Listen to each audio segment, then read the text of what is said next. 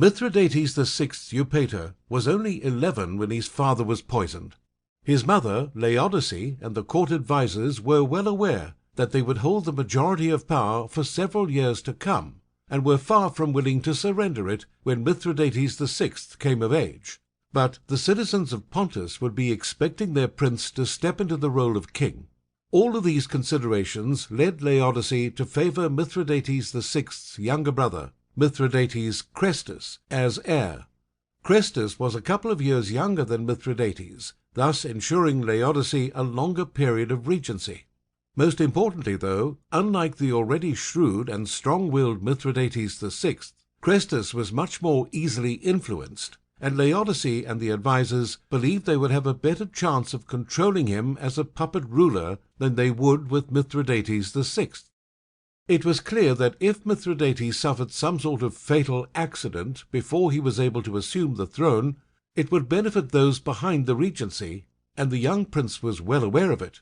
Remembering his father's fate, he began early in his life to consume tiny amounts of a large variety of poisons, thereby building up immunities over years of consumption. He also escaped several plots, thanks to his skill and intelligence. The ancient writer Justin outlines some of them, writing, "During his boyhood, his life was attempted by plots on the part of his guardians, who, mounting him on a restive horse, forced him to ride and hurl the javelin. But when these attempts failed, as his management of the horse was superior to his years, they tried to cut him off by poison.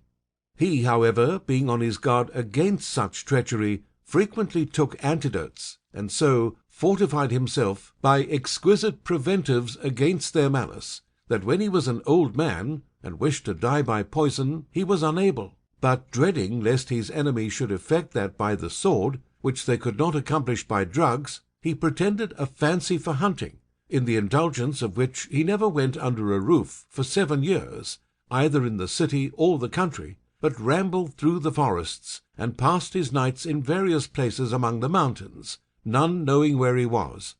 He accustomed himself to escape from the wild beasts, or pursue them by speed of foot, and by this means, while he avoided the plots laid for him, he inured himself to endure all manner of bodily exertion." Mithridates VI's fascination with and deep study of poisons made him one of the earliest experts on the subject, and he developed and researched so deeply that a number of poisons became known as the Mithridatic potions in the ancient world. Pliny the Elder and Celsus mentioned numerous poisons attributed to Mithridates VI, and Pliny even gave the specifics of one particular antidote, which was apparently discovered by Pompey within Mithridates VI's papers. While it was not technically a cure for the poison in question, the antidote would have had a laxative effect, so it would likely have successfully saved the victim simply by passing the poison through the system before it could cause serious problems.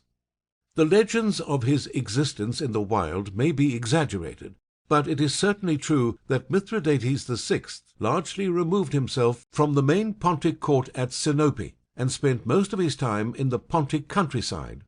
Hunting seems to have been the excuse that allowed his disappearance, and certainly his time living away from the graces of palace life would have given him some physical and mental training.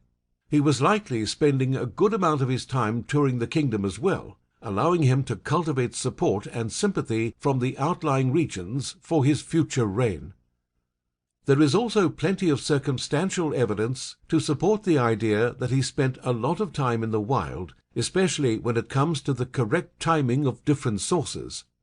Strabo claimed that Mithridates became king at 11, and Justin, though not mentioning an age that might indicate he had used Strabo as a reference, recorded that Mithridates spent 7 years in the outskirts of Pontus. This would make Mithridates 18 at the time of his re-emergence, the perfect time to defy his mother and rise to power.